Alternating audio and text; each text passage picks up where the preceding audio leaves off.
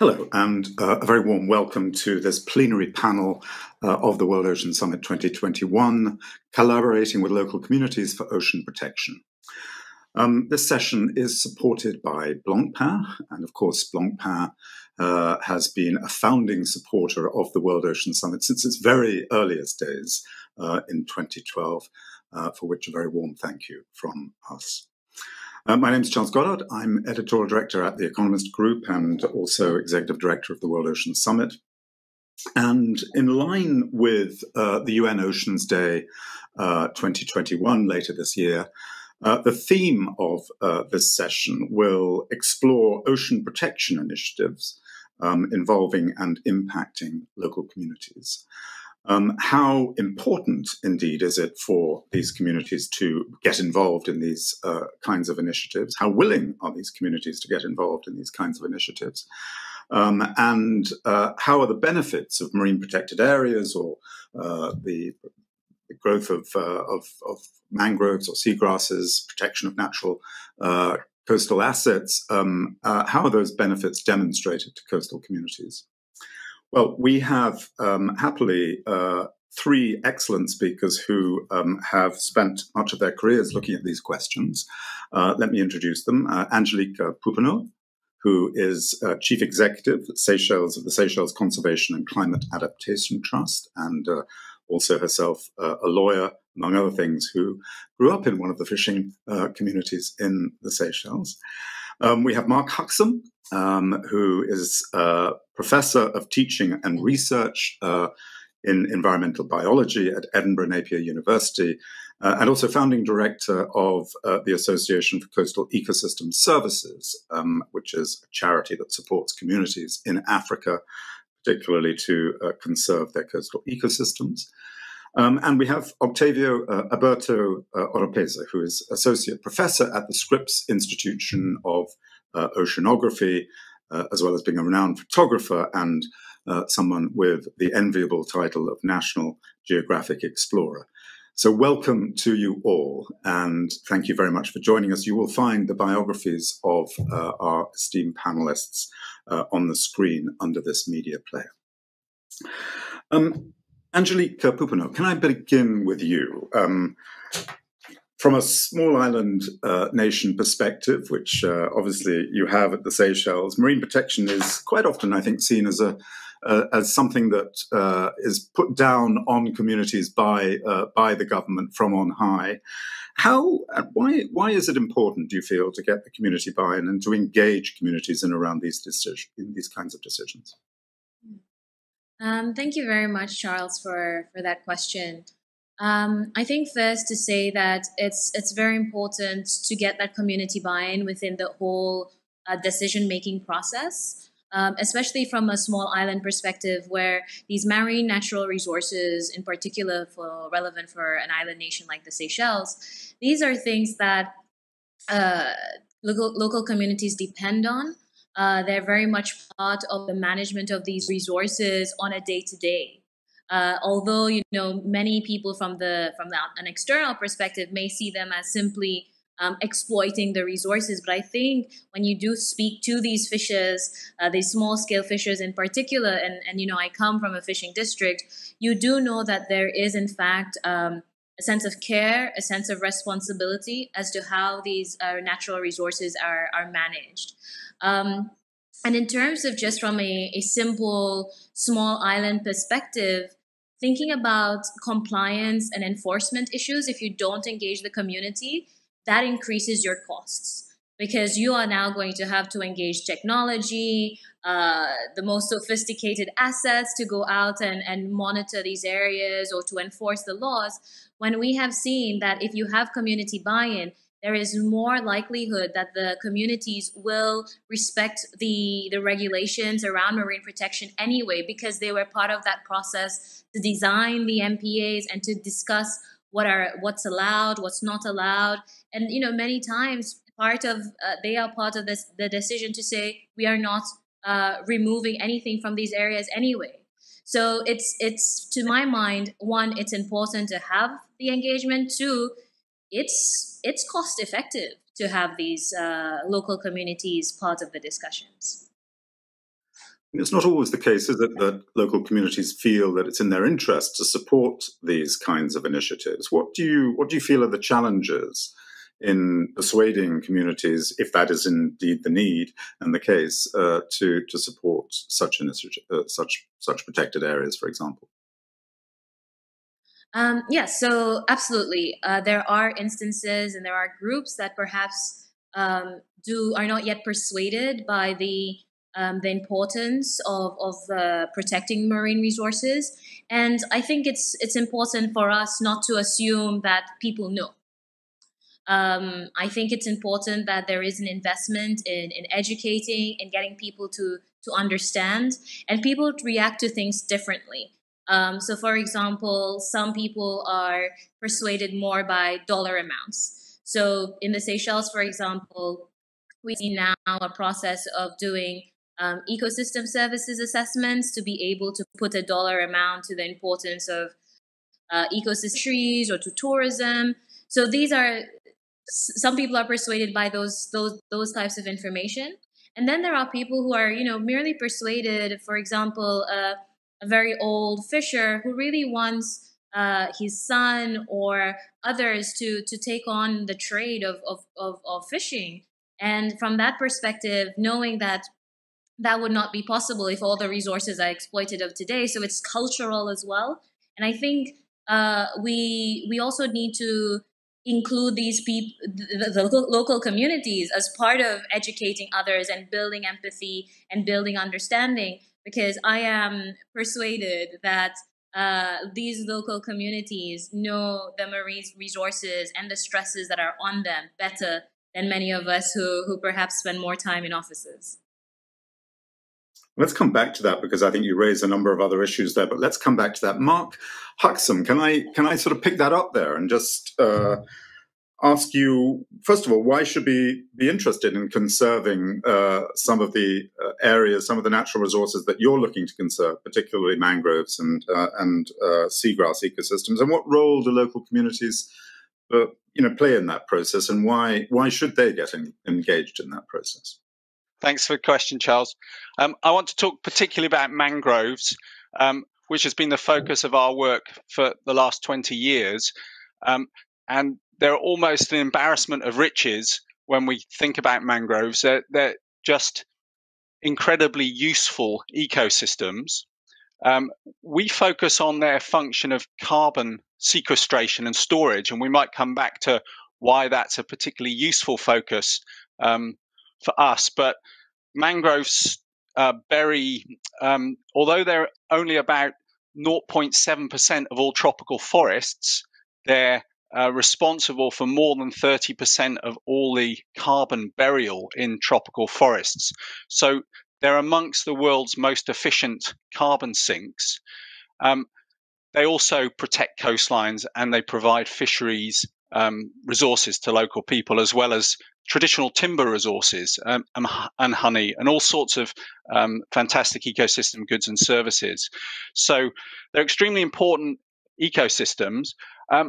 I don't think we should conserve ecosystems only for their financial and economic benefits. Of course, as a biologist, they're also uniquely wonderful ecosystems. And speaking as I am up here in Scotland, a long way from any mangroves, they still seem to me like natural marvels.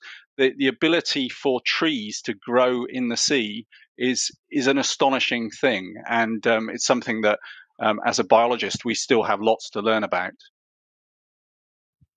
So, just to pick up on that, I mean, why? I mean, obviously, you've mentioned some of the ecosystem services that would be beneficial to local communities, but carbon sequestration may not be on the tip of their tongues. How do you talk about that particularly? And how do you persuade? Is it a challenge persuading local communities to pick that this particular aspect of protection, coastal protection, up?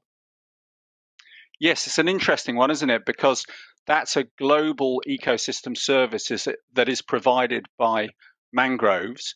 Most of the other services that local people are very well aware of, as Angelique has said, are local and immediate ones, such as fisheries provision.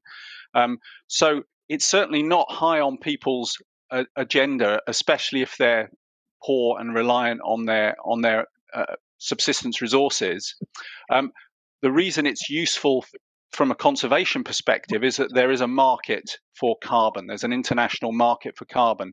And so in our projects, we're able to market that carbon, to sell it, and use that money for conservation and for the benefit of local communities.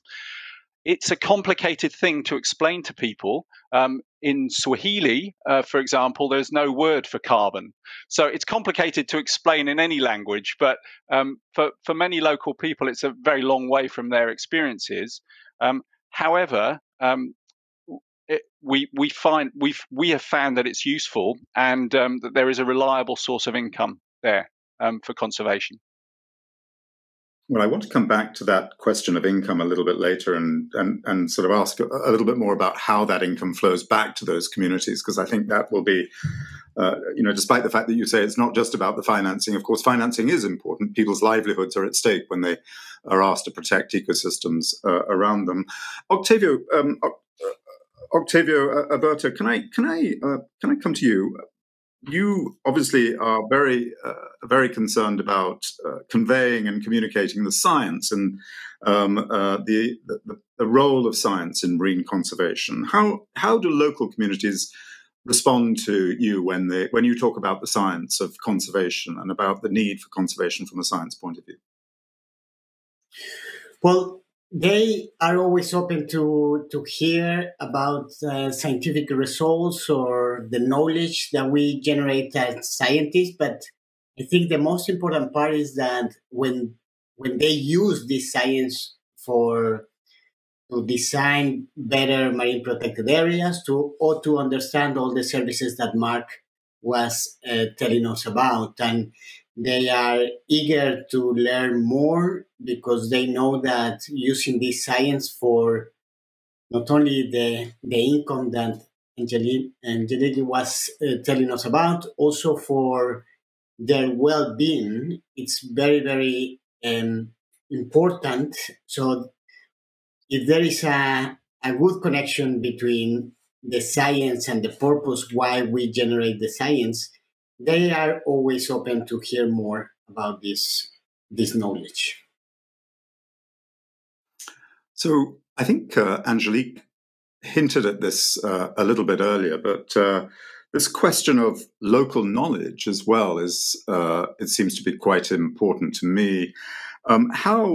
How do you work with local communities who have deep knowledge of their own ecosystems to build that into the process of science and evidence-based decision-making that you create around these marine protected areas? But the first thing is to maintain a long-term relationship with the communities. I have been working in many of these communities for more than 20 years, especially one that it's in the Gulf of California in Mexico. They have been protecting an ecosystem, a reef, for more than 25 years. They request to the Mexican government to establish a marine protected area, and they decided to don't fish inside this area. And in the last 25 years, we have been seeing great changes, so very, very amazing changes. So the most important thing for me working with these communities is first to establish a long-term relationship, but also a relationship that is based on trust. So this trust is, in order to get this trust, we need to share all the results that we generate with science, and also to help them in any challenges that they are facing. Like, for example, now with even that these areas are protected, we are seeing a lot of changes with climate change or even sea level rise. So this is some of the things that they need constantly the help of science in order to solve more and more big problems. So Angelique, can I come back to you? And then Mark, I mean, does that resonate with you? I mean, obviously, these communities have an enormous historical knowledge of their own ecosystems and often have been protecting those ecosystems as well. I mean, of course, climate change is a new impact that probably is very concerning in many of these communities. But how do you work with those communities to integrate their local knowledge with the evidence base that you're bringing to it?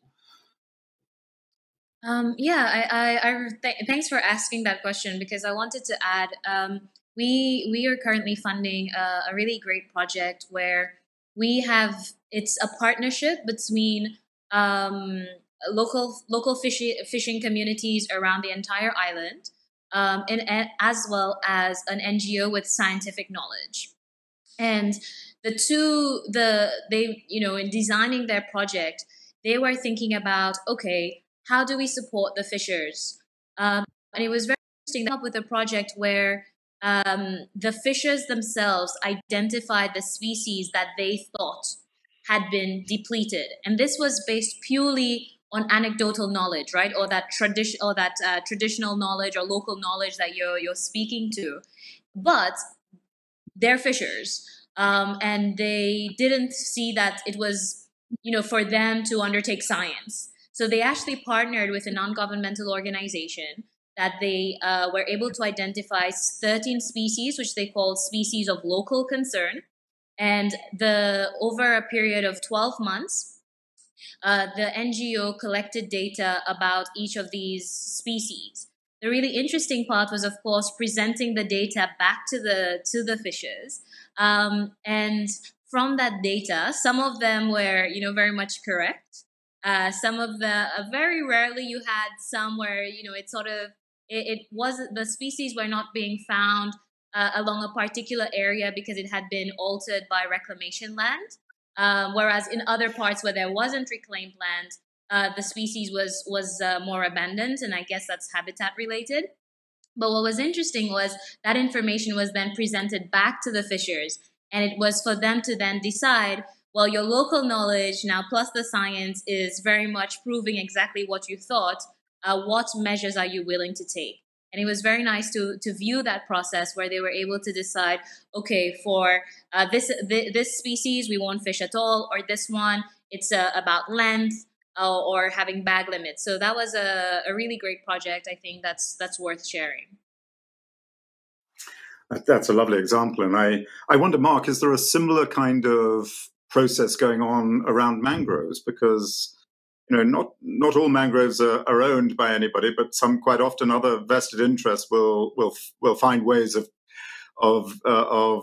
destroying mangrove areas for other development purposes without the consent necessarily, or sometimes with the consent of local communities. How is science and the sort of historical knowledge that's built up in those communities working together to think about the conservation question?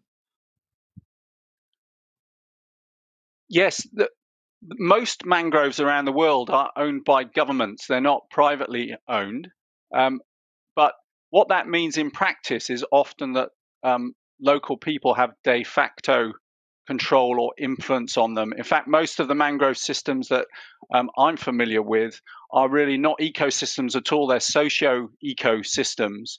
They're absolutely interpenetrated and dependent upon the local people. So people have been living in and around and working with these ecosystems for millennia. One of the things that we're able to do as scientists, I think, is to bring some of that local knowledge onto the scientific and policy table and to translate it into language that policymakers may be able to understand and respect. So one example from our sites is the value of fuel wood for local people. About 78% of people at the village sites in Kenya where we work rely on collecting fuel wood for cooking their food, and that's overwhelmingly done by women, and that's labor done by women and children. So it has a really big impact actually on their lives, and it's a vital service. But if you do formal economic analyses on that service, it comes out as very non-valuable. it has a low price, and that's because fuel wood isn't priced very much on the market. And yet, because people are poor, they're spending hours of their lives collecting that fuel wood. So by collecting the scientific data on that and making it clear how dependent people are on the wood, we're able to talk to policymakers about the need for conserving those forests and the importance of that service to people. I want to just pick up on this question then of the policy table, which you referred to earlier, Mark, and just come to you, Octavio, if I can, and then back to you, Angelique, and just ask this question about how local communities are in fact engaged in the early decision-making processes around these protected areas, and how the long-term engagement of these communities is assured in a governance process for those areas, because after all, those areas do have to be governed. What's your experience, particularly there, just say in Mexico, where you've been working? Well, in the past or in the last 2 decades, the processes have been driven by the top-down decisions. Mostly the government have been pushing, or some groups have been pushing the establishment of these marine protected areas, or the regulations like Mark was saying about the mangroves. But in the last years, I think local communities have been participating more. I think they are understanding that in order to face the challenges that we are seeing, especially with changes in many parts, especially the Gulf of California or in the Mexican Caribbean, they need to move faster. And even there are communities that are doing very good things, like trying to exploiting the ocean in better ways. There are many things that they are seeing every year, like, for example, the productivity of the ocean is coming down. The ocean acidification is killing the larvae in some places for larvae of abalone or lobsters. So they are seeing these impacts in their incomes. So I think more and more often they are trying to participate more in this decision making, and I think this is good, and probably in the next years we will see more participation of these communities taking or driven many of these marine conservation processes. Angelique, are you seeing a similar kind of desire amongst local communities to want to participate in these processes more? I mean, obviously in the Seychelles, at some level, it's also been a top-down process, hasn't it? It's been, the management of the blue economy plan, and all sorts of things that have flowed from that plan, both marine protected areas and marine spatial planning and all the other things that have come from that top-down plan. But how have local communities responded, and how are they engaged, deliberately engaged in the process? No, absolutely. We often talk about the sort of the high level plans, and very much high level agreements, like the Debt for Nature swap, for example, where it was very much at government level that it was decided that we would protect 30% of our exclusive economic zone. But I think what was important is in defining what is 30%, in defining where to protect, that went back to the community. Through a marine spatial planning process. And the marine spatial planning process is known to be one of the most consultative process that we've ever had in the Seychelles. But at the same time, I think it's always worth mentioning that, and I use fishers a lot because it's one of the groups we work very closely with. But for example, if you are going to get a group of fishers to come and sit in a meeting for a day, that means they're losing a day's worth of work. So what we have found is there is not only that's one example, but also some local community members are not confident to be speaking out in these large groups. So what we have found is it's been more useful to have these one-on-one sessions, but making sure that their views are relayed at subsequent meetings and taken into consideration. So that's one example in which the local communities have been engaged within the marine spatial planning process, and now this is becoming more of a model where there really has to be a consultative process, multi-stakeholder approach. But I think the interesting part now is, of course, we have our 30% protected area as of 2020. We're finalizing the marine spatial plan, but you raised a really interesting point. How do we ensure that continued engagement in that process? And I think there's a lot of discussions about governance arrangements that are most representative and most transparent. That is ongoing, but we hope in the next couple of months we'll have a clear decision on that. And so there is a clear process where you want that long-term governance to be quite representative. Any hints about how that will be put together at this point? I know there has been discussions already. We have a few ideas being discussed from a stakeholder process, a multi-stakeholder process. The marine spatial planning consultative process.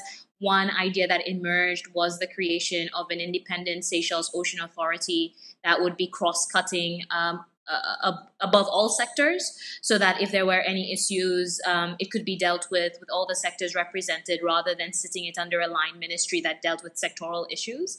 But it's all in discussions. Things are yet to be finalized, and as you can imagine, with economic pressures, these are decisions that are a bit tough right now. Yeah, Octavio, you had a thought. Yes, and I think these are the challenges, especially after this pandemic, how there is more participation of different groups, especially because many countries like Mexico or other ones, they need to a fast economic recovery. And for that reasons, I think these local communities, especially some sectors that have not been participating actively, like, for example, the diving sector, they should start working very hard and coming to support these marine conservation efforts. And maybe in the next years, we will see how or we need to propose or to push for sectors to come and start thinking in new ways to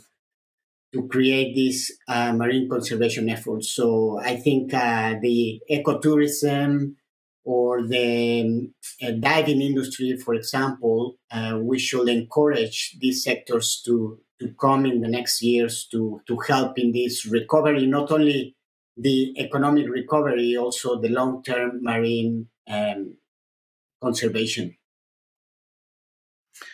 Mark, can I just sort of pick up on that and just sort of ask you, sitting as a charity, sitting between, I assume, local communities and government, how do you get the assured engagement of local communities in these long-term governance processes where they have a long-term stake in the ecosystems around them?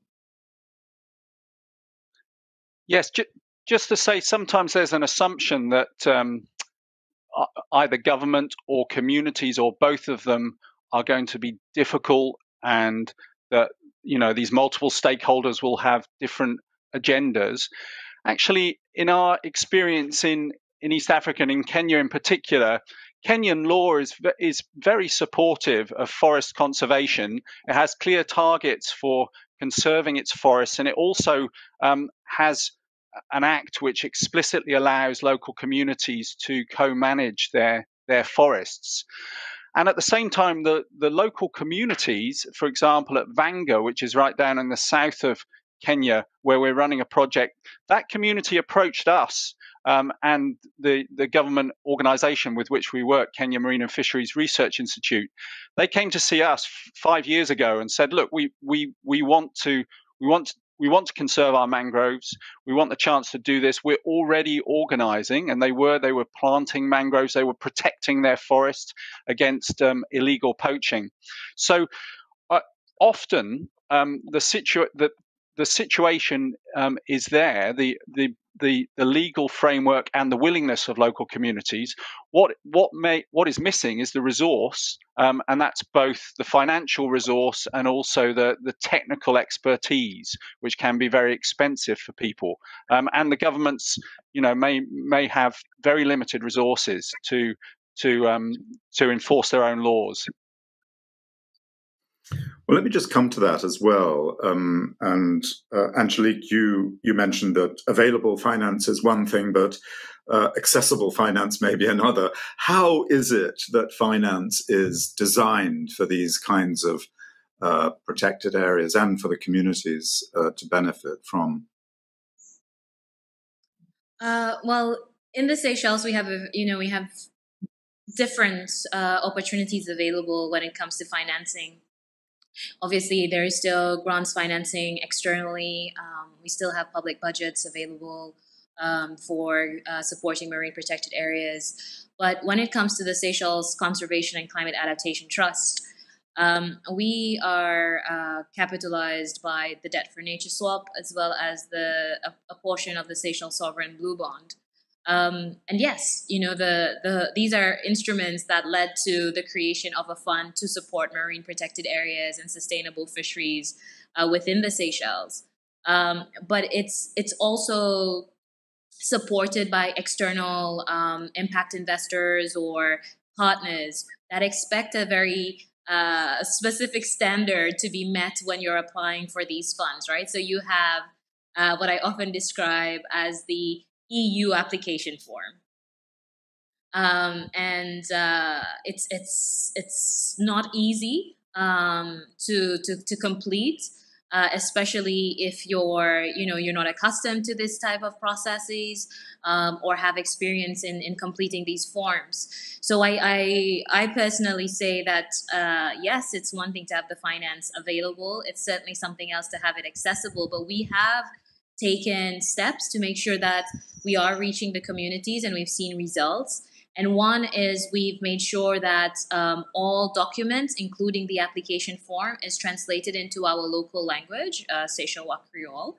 And you can also apply in Seychellois Creole. I rather we spend the money on translating the application for our impact investors to understand, rather than just say, oh, you have to apply in English, and then you decide not to apply. But the other long-term investment that we're making is investing in people and having capacity building sessions to teach them those key skills that, yes, will lead to absorption of funds from our fund, but is also, proposal writing and budget development are also skills that they can use more long-term. So those are the types of, or the steps that we have taken, that we have seen results and seen a lot of more community engagement since taking them. The dreaded EU application form. Mark, I can come to you. I mean, I wonder how, it sounds, when you mention it, that payments for ecosystem services, particularly for carbon sequestration, may be a complicated set of payments and complicated set of things to calculate and work out. How do you go about that, and how does that income flow back to the local community?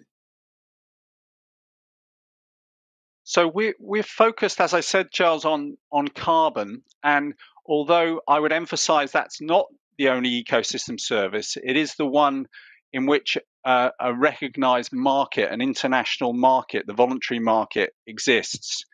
And in principle, the way that works is that people who wish to offset their carbon pollution can purchase carbon credits from us. And often those are, in our case, often that's it's academics and charities and small businesses and individuals who, for example, are flying. They're going to a conference.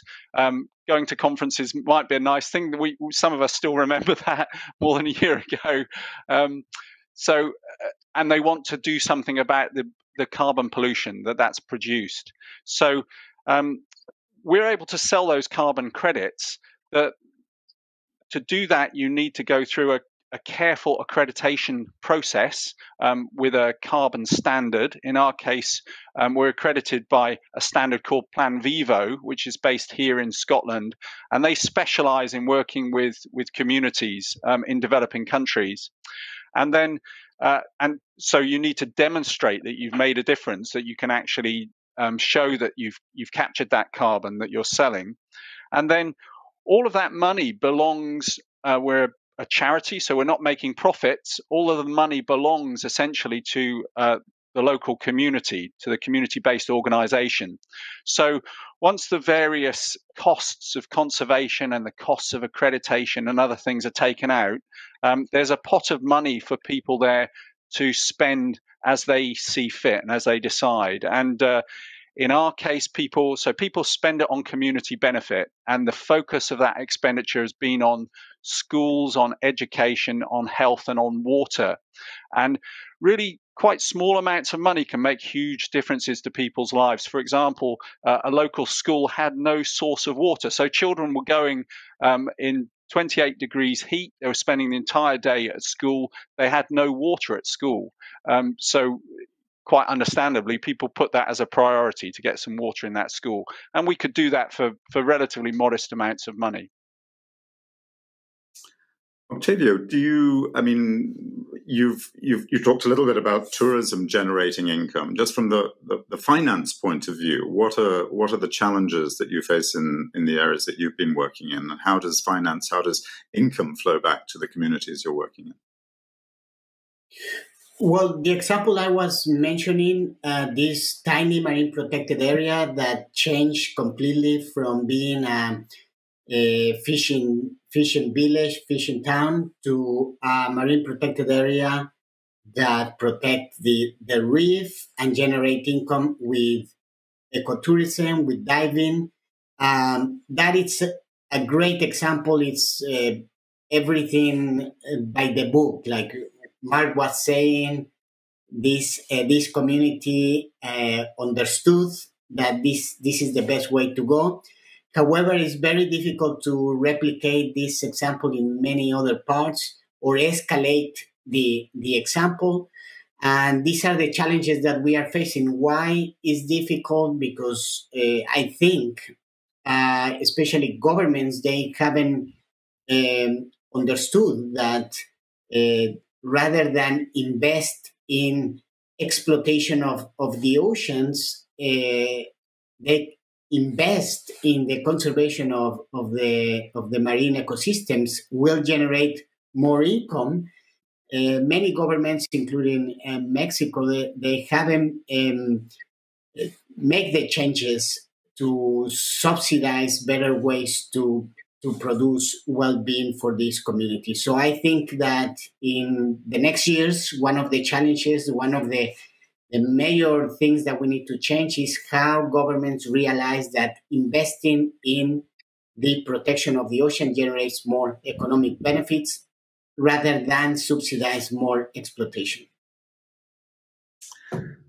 Thank you. I don't think anybody listening to this conversation can say that local communities shouldn't somehow be deeply embedded in the conversation. Of course, they must be, and not just from the point of view of their own knowledge, but also from their own well-being as communities, and indeed from the simple fact that they should be part of the governance of the areas that they're also living and engaged with. So I hope that point came across. I think it did from all of our excellent speakers. Thank you to Angelique Pouponneau, to Mark Huxham, and to Octavio Aburto.